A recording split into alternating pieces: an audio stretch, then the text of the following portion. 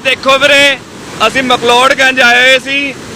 ਤੇ ਆ ਦੇਖੋ ਉੱਪਰ ਝਰਨੇ ਦਾ ਕੀ ਹਾਲ ਹੋਇਆ ਹੋਇਆ ਜਿਹੜਾ ਤੁਸੀਂ ਦੇਖਦੇ ਹੋ ਪਤਲਾ ਹੈ ਝਰਨਾ ਛੋਟਾ ਆ ਦੇਖੋ ਉੱਪਰ ਕੀ ਹਾਲ ਹੋ ਰਿਹਾ ਆ ਸਾਹਮਣੇ